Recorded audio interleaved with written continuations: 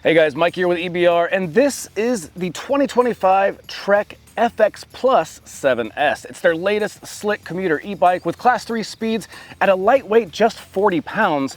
Plus it has the new TQ HRP 50 motor and a whole slew of practical features like rear racks, front to back lighting, and operating it all through the Trek Central app. So let's do a deep dive on all the specs and features of Trek's newest bike, the FX Plus 7S.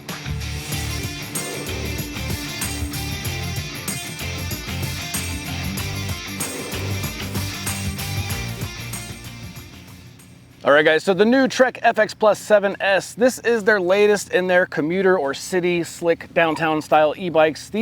They lack the suspension and beefy tires of an off-road e-bike that we more normally see and just stick to being really good at riding on pavement and getting you to and from places you need to go in a really slick, kind of sleek package.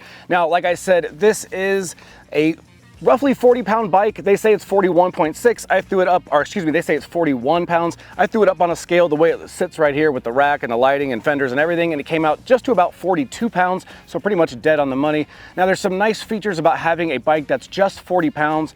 Typically, e-bikes are 50, 60, 70, and 80, 90 pounds, and those require special e-bike racks, e-bike rated racks for heavier weight, and they're not really practical for lifting by yourself, but something like this is something you can still lift on your own and generally put on most standard bike racks. Now, this is priced at $43.99 or $4,400, and it is Class 3 capable at 28 miles an hour. However, there is no throttle. This is a true cyclist or pedal lover's bike, as there's no throttle on this bike, but you still get that assistance up to 28 miles an hour. Now, in terms of color options, this is the lichen green gloss, but there's also a dark matte black as well, so you can kind of pick between those two. And then in terms of frame sizes, they actually have 4 sizes, which is a really nice feature. We usually see regular or large, 1 or 2 sizing options, and that's good for keeping costs down, but it makes it hard to get a dialed in fit. With 4 frame sizes like this, it covers from 5'1" all the way up to 6'6", and having those extra frame options in sizing, it just allows you to get a better fit for you without as much compromises in terms of fit. So I like seeing that many options in terms of frame sizes. Now, when it comes to some geo numbers on this one, our standover height here is 31 inches. Our wheelbase from front hub to rear hub is about 42.5 inches. You have around 10.5 inches adjustability in the seat post, and the reach, the way it sits, is about 15.7 inches. Now, when it comes to tires and wheels, we've got a 700x40 setup in this tire wheel combo. The wheels are going to be the Bontrager Paradigm wheels. They are alloy wheels with Presta valves and 14 gauge spokes. Now, the tires are the Bontrager H2s, and they have the hard casing on them. Now, the cool thing about this is this frame can hold up to a 42. So if you wanted a little bit more volume, a little bit wider tire, just so you had a little bit more volume to work with and air down or whatever you want, more tire volume can equal more comfort sometimes. And on a rigid bike, that's really cool to have on this setup. Now, as far as air pressure goes, I run low 30s just for comfort, but if you pull up the Trek Central app, it'll tell you that you can pick a tire pressure, or it'll give a recommended tire pressure based on your body weight. So you can punch in your numbers and it'll tell you, like for me, it says I should run around 38 optimally, but I tend to just go a little bit lower just for a little extra cushion and vibration dampening in the tires. Now, these tires have a nice slick commuter tread pattern, but they do have some knobbier tread on the outwall, on the outer portions of the wall, just for a little bit of grip and cornering or wet conditions. But generally, they're very slick, fast, smooth, quiet rolling tires, and just make riding the bike kind of enjoyable altogether. I like slick tires like this. Now, when it comes to the things like lights, frames, racks, or lights and racks and things like that, we have a MIK HD rack in the rear here that holds 50 pounds and has an integrated tail light and braking feature on it. And then up front, we have a 120 lumen LED headlight with an adjustable angle on it. And we have fenders both front and back, and they are a composite or plastic style fender, which I always prefer because they don't rattle, they don't rust, they don't bend. They just tend to take a beating and last a little bit longer. In terms of the way you can outfit it yourself with your own accessories or gear, they do have some extra mounting points. So aside from fenders and rear rack mounting points as they're already set up, you also have 2 mounting bosses on the seat tube and 2 on the down tube. So you can add things like a water bottle cage or some sort of accessory or toolkit, really whatever you want to add. Just know you have some extra points there just to kind of kit it out the way you want to. All right, so in terms of the muscle on the Trek FX Plus 7S, this is a TQ mid-drive motor, specifically the HRP50. Now, TQ is a Bavarian company that has been making motors for a while, but they partnered with Trek on this setup to come up with this HRP50 motor. And I gotta say, this is probably one of the smoothest and quietest mid-drives I have felt to date, and I've felt some pretty good ones over the years. I'd say this one is really up there among one of the best I've felt. Now, there is some subtle characteristics we'll talk about in how that motor feels, but let's talk about some of the more just basic numbers. It is a 250 watt nominally rated mid-drive, but it peaks at 300 watts and puts out 50 Newton meters of torque. Now, there's something to know about this. There is no throttle on this bike, so this is a cycling purist or people who love to pedal style bike, but want that extra help for pedal assistance when they're just not feeling up to the full ride themselves. That's where a bike like this really does shine. It's more of a supplemental power or more of a fitness style e-bike for people who like to pedal, not something to sit back and throttle all day, as there is no throttle. Now, in terms of the sensor, it is torque sensor activated like most mid-drives are, and again, very smooth, very refined, really natural pedal assistance that just makes you feel like you're in better shape than you actually are. Now, in terms of riding modes, it has an eco, mid, and high mode, but you can play with the programming in the Trek Central app, and you can tune that motor to kind of give you more power or less power at each level along the way. And you can change things like power and wattage, as well as pedal response. So how it reacts to how hard you pedal, you can play with that as well. And you can really dial it in to fit your style of riding and what you expect out of the bike. Just keep in mind, when you do things like add more power and wattage and pedal response, you're probably going to degrade some of the range as well. That's why they kind of ship it to you in that factory sweet spot. And I personally found that even after playing with it just to see what I could get out of it, I just personally found the factory settings to be the sweet spot for me. It just felt like the best balance of everything. And I think Trek and TQ know a thing or two about putting these together in a good way. The good news is, if you don't like it, you can always tune it and change it yourself. Now, when it comes to the battery, we've got a fully integrated battery. And when I say fully integrated, I mean you as the owner don't have a set of keys to pull it out, drop it, take it inside, or anything like that. But in the event that you need to get it serviced, warranty replaced, repaired, worked on, looked at, a service center, a Trek bike shop, has no trouble getting in there and accessing that battery. So it's not like it's permanently in there and no one can touch it. It's just more of a service side of the house that can mess with the battery and not the consumer side of the house. So something to keep in mind there. Now, in terms of this battery, it's a 36 volt battery at 10 amp hours, giving us 360 watt hours. Now, it is UL 2271 certified as well. And when it comes to range, Trek doesn't advertise a range on these. They have the Trek Central app that when you log in and a bike pairs, it'll look at the battery's remaining charge. It'll also look at the motor tuning settings that you've adjusted or maybe not adjusted, and it'll come up with what it thinks your range is in the app. And I'll show you that in just a second how that works. But at full charge with factory settings, it says you get around 50 miles on a full charge. I went ahead and took it out for a test ride just to kind of exhaust it and see what I could get. And I got 42 miles, so not quite 50, but a really respectable range and much more than I would need for any daily commute to work. My daily commute's about 6 miles, so 12 miles round trip. I could effectively get over 3 days without a charge and still commute to work without any issues. Now, as far as warranty goes, Trek's a little bit unique. You get a lifetime on the frame or 3 years if you're a subsequent owner with proof of purchase, but they also have 2 years on the motor, battery, and all the components. So effectively a 2-year warranty, but the frame itself is essentially a lifetime warranty. All right, so in terms of componentry on the new FX Plus 7S, they have a pretty solid setup here with some new components. So speaking of new, this has Shimano's newest or latest Q's group set. So this is a 1x10, so a single chainring up front with a 10 cassette or 10 gear cassette in the rear. This is with the new Shimano Q's setup, specifically the LG400, the longer cage rear derailleur that also has a clutch on it, meaning you have lots of chain tension all the time. So if you do, I'll go on a little road chattery gravel roads or just bumps in the road, you're not going to have all that chain slap you get on a lower tier non-clutch derailleur. Now, this derailleur has shifted really well. It's been very crisp, very smooth. I was really pleased with how it performed, and I wanted to see when I got this how this new Q's would perform, and it did not disappoint. Really solid setup on this bike, this 1x10. So specifically, we've got a 46 tooth chainring up front with a single-sided alloy chain guard, and in the rear we have an 11 to 48 tooth rear cassette. That gives us a really nice wide range, around 436%.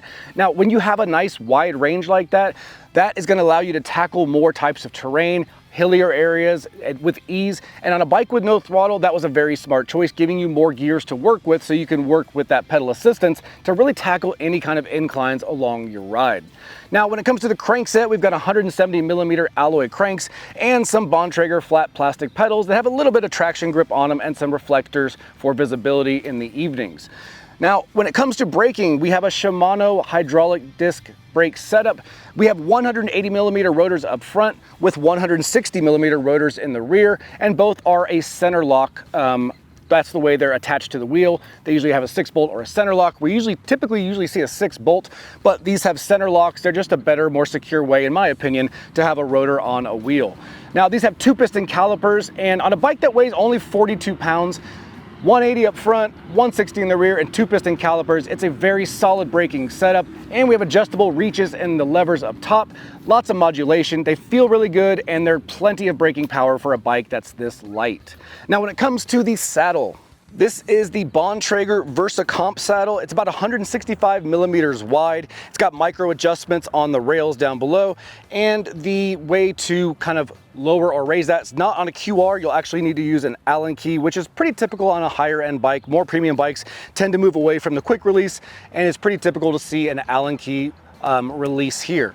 Now, up front, no suspension fork, as we're used to pointing out on these bikes. That's because this is a fully rigid bike. So while we don't have a suspension fork, we do have a carbon-legged fork up front with through axle. And what that means is you're gonna get carbon fiber in general has a little bit of flex properties to it. So when you're hitting bumps, that carbon fork does a good job of not only keeping things lighter up front, but absorbing some of that road vibrations and chatter you feel when you're riding.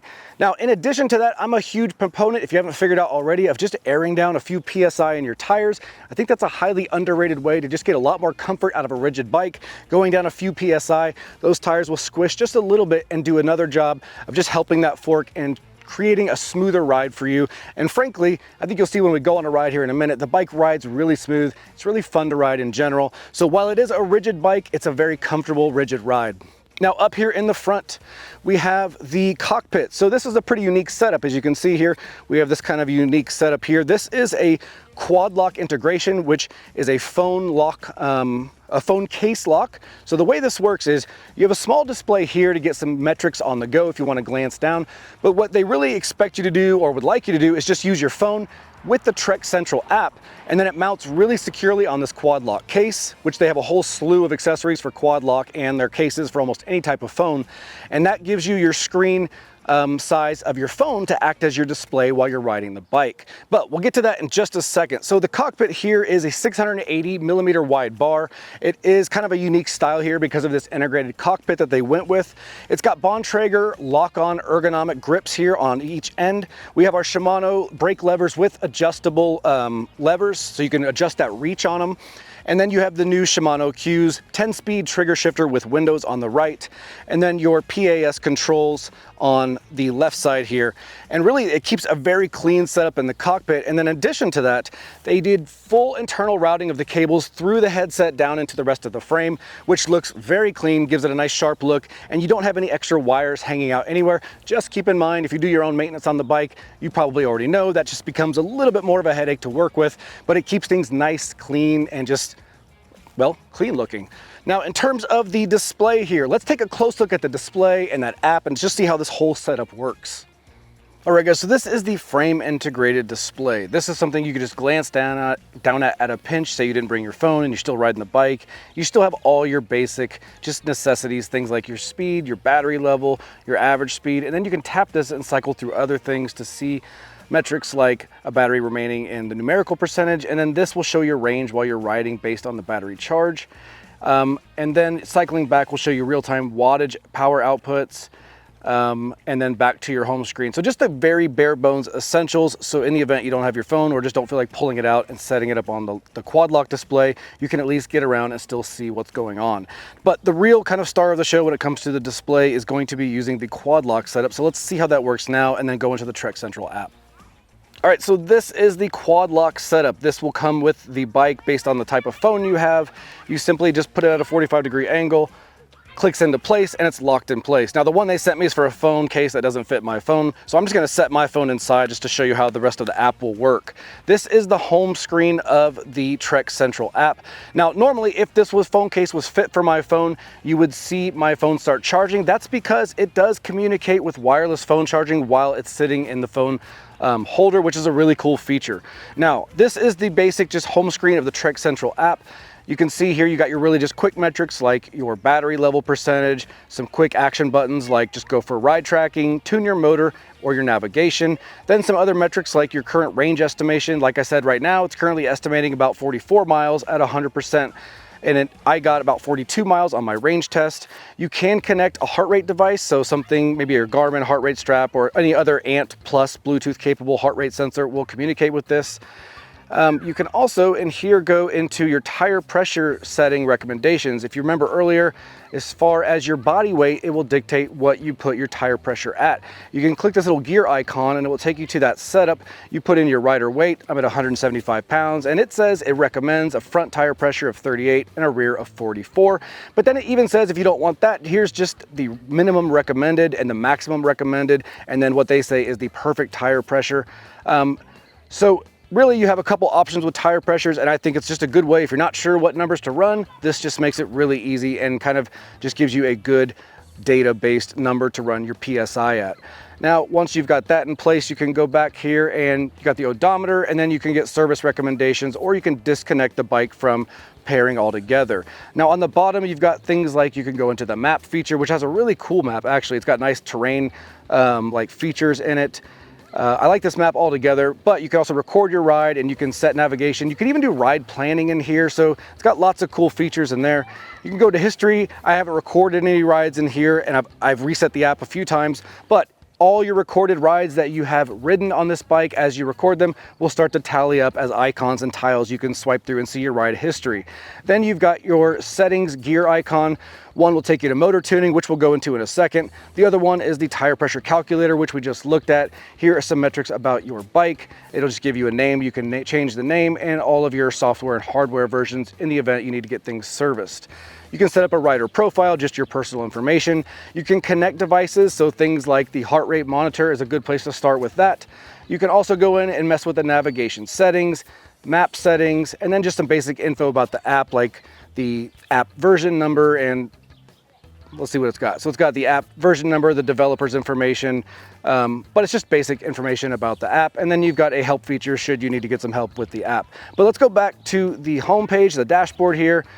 And first things first, you've got Let's Ride. If you tap that, that will just act as your display on the bike. So while I showed you the smaller display that's built into the frame, for a lot of people that's not easy to look at. It's going to be a little too small. It's more of just there if you need it. Ideally, this is going to be your display. So based on the phone you have, that pretty much dictates the size of display you have. And I think it's a smart option because in the event they stop producing these bikes or stop making it hard to find parts for a proprietary display, you don't need that on this bike. As long as the app is still being updated, you still have an updated display that, well, as long as you have a phone, you have a display. So it's a pretty cool feature, I think. Now, all these metrics would turn on if we were actively riding the bike, but we are not. So let's go back to the dashboard.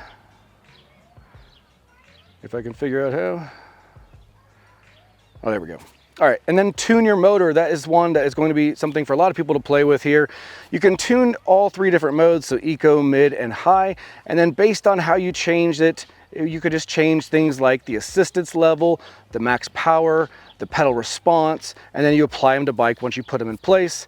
You can do that at each level of pedal assist. So let's just play with that for a second and max everything out and get a little silly here and apply it to bike. And then I'll go back and show you what that does to the range estimation. So changes applied to the bike. We'll go back to the dashboard. And so now instead of 44 miles of range, it shows we have basically 26 because I went to the max everything, which I would not recommend doing unless you're just trying to see what the bike can do. But you can go as high as that. You just start reducing range along the way. And then right here, you've got your navigation feature, which takes you back into the maps for your ride planning and ride tracking. All in all, it's a really clean app with a really nice user interface. And being a company like Trek, you're probably going to have really good support and updates through the life of the app to go along with you on your rides. But that makes up the app and the frame integrated display on the Trek FX Plus 7S. All right guys, we're out here on the Trek FX Plus 7S. If you can see down here, I don't know if you can, but there's far as the display goes, I had to keep my phone in its case to put it in the iPhone 16 Plus case that they sent me for testing because I don't have a Plus. So it works for now. If we hit any big bumps, it might come flying out, so just keep that in mind. So riding position on this, as you can see, a really unique cockpit here. It looks really clean. The case mounts really nicely to it. And then right below it, you've got your frame mounted display as well. So you don't have to rely on the phone, which is nice. As far as riding position goes, it's definitely a hybrid. So I'm leaning forward a bit into the handlebars. It's like a hybrid halfway upright position. It's not upright at all. It's not like a super upright, relaxed, like city cruiser style, and it's not really aggressive and forward. Just kind of that middle point, that nice middle ground between aggressive and super relaxed. One thing I really like is this Shimano drivetrain. This Q's, it's really crisp and quick. The shifts are precise. It just feels very dialed in. I kind of expected that. Didn't know what to expect, but it definitely turned out and really good. The most unique thing about this bike, when you're comparing it against other e-bikes, is the power output. It's not soft, it's not underpowered. Those really aren't the right ways to look at it, because it's got a build and programming that you can tell leans into a true cyclist e-bike, where you're still riding a bike and putting in all the parts, you know, all the effort that you would need to ride a bike, but you just got a little bit of help everywhere you go. You feel a little bit stronger than you normally would. And I think as far as like natural pedal feeling goes, I mean, this is a bold claim, but I don't think I felt a more natural feeling mid-drive yet. I mean, this thing is very dialed in, very smooth, and just feels super natural. So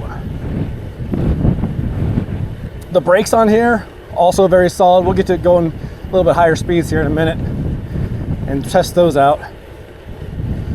But you may be wondering about comfort, right? So we've got no suspension seat posts, we've got no suspension fork, no fat tires.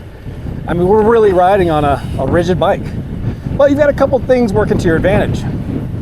You've got ergonomic platform grips that your palms rest on, which do vibrate and absorb vibrations.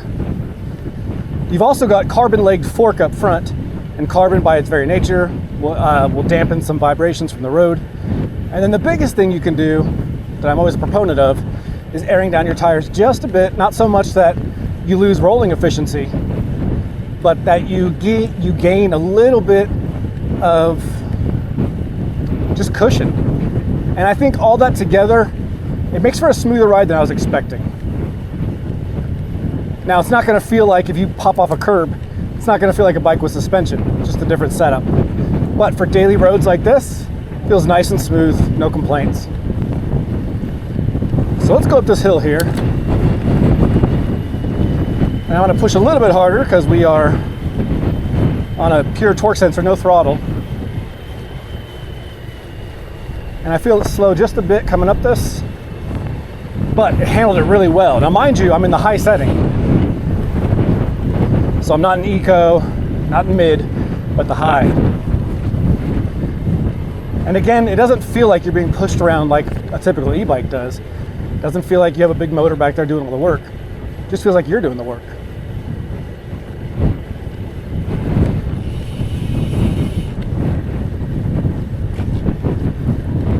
This is one of those bikes that if you're like you really enjoy riding your bike and you've been thinking about e-bikes but you can't really commit to them, this would be the kind of bike that would kind of bridge that gap for you. All right, we're clear. Let's go up this little hill. It's about a quarter mile long. See how it feels. It feels great, to be honest. It's really very smooth. It's kind of hard to understate that, or overstate that, I guess I should say. Whichever way you state it, it's a very, very smooth motor. Feels really good. And there's just a little bit of a feeling when you ride a bike like this compared to a lower tiered e-bike. This one just feels much more premium.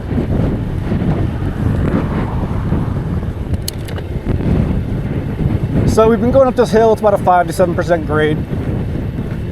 I do have it on high. I'm doing a casual pedaling cadence in 6th gear. All in all, it's handling it well. You're definitely going to do a little bit of the work, but again, that's by design. Let's stop here and adjust the settings of this motor. Maybe you'll be able to see it, I don't know. So let's go to dashboard, tune your motor, and then let's just max it out here. Pedal response, everything's maxed out. Apply to bike. Changes applied. We'll go back. And then put ourselves on the map here. Go. So that I can definitely feel more. I can even hear the motor a little bit, which is the first time I've ever heard it. So when you max the settings out, you can hear a tiny bit of e-bike motor noise. But again, still very smooth. It made the hill climb easier. So we'll turn around here and head back down the hill and check the brakes.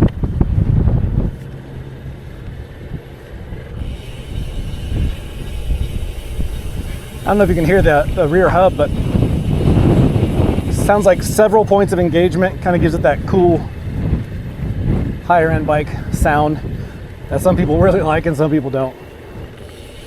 I think it sounds great.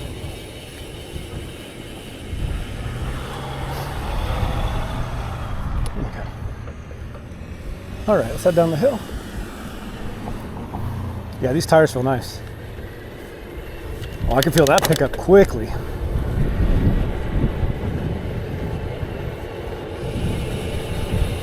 So we're going about 22 miles an hour. I'm just gonna hit the brakes, kind of do a short stop. Oh, now we're at 20.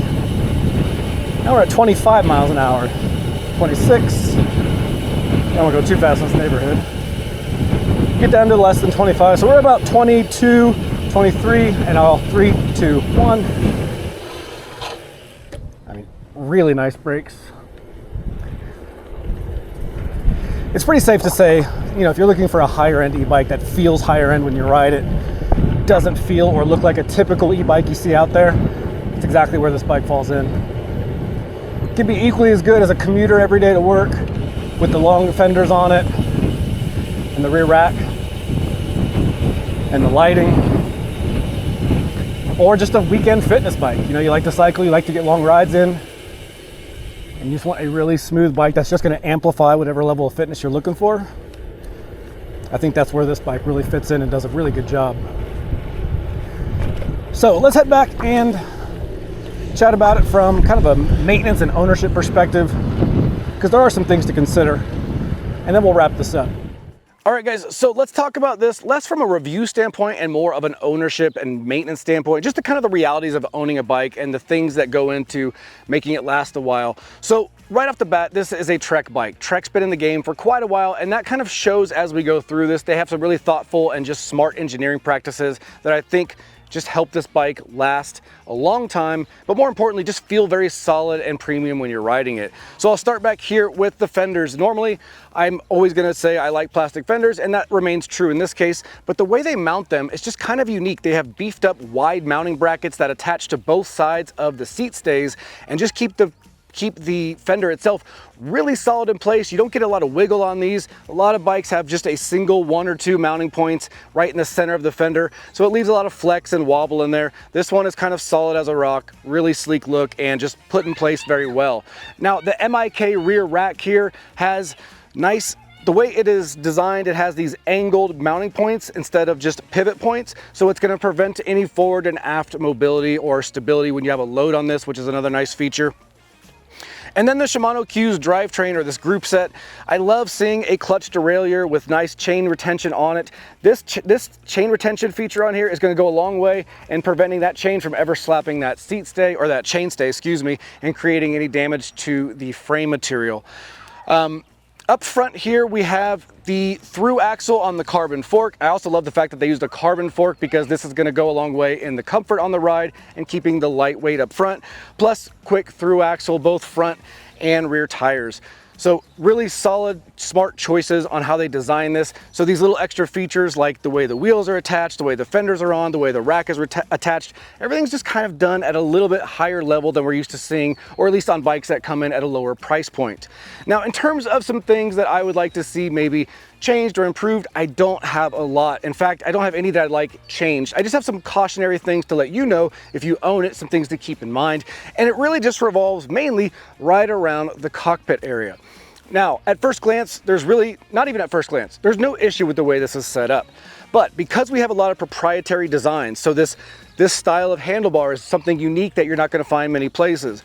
This housing or like this one-piece stem integrated headset is going to be something that's very proprietary to Trek and Bontrager and Quad Lock in this case. So you're gonna have parts that are going to be very specific to Trek, meaning you're not gonna jump on Amazon or Jensen or Bikes Online to some bike part catalog and just order what you need. You're probably gonna have to rely on the fact that in the years to come, Trek has these parts available and accessible, and being Trek, they likely will, but it is something to keep in mind. Your local bike shop probably won't have these parts in stock for these pieces right here, so you might have to wait for a piece to come in should you wanna get it serviced. But that's also the beauty of a Trek. If you get it serviced, you can also do that locally. So it's kind of a trade-off. You have these nice proprietary clean looks, but it just makes finding parts and sourcing parts a little bit slower because you're gonna have to go through the Trek supply chain line.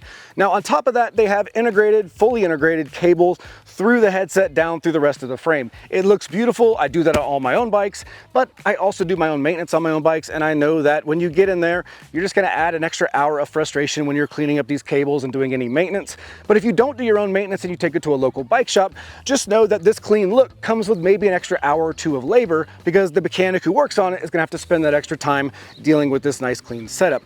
But all in all, guys, it's a really well done bike with a lot of nice features, and I think anyone who buys this is going to appreciate just how well it is put together.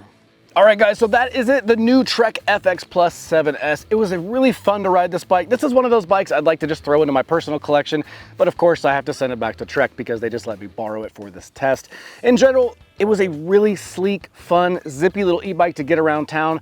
I still cycle on the weekends. I still go for long rides, so I can appreciate an e-bike with no throttle that just has really refined and really premium feeling mid-drive pedal assistance. This bike really does just kind of embody the whole smooth premium feel when you're riding an e-bike. I feel like it kind of set the bar for that. It was a really nice feeling with this new TQ motor, the HRP50.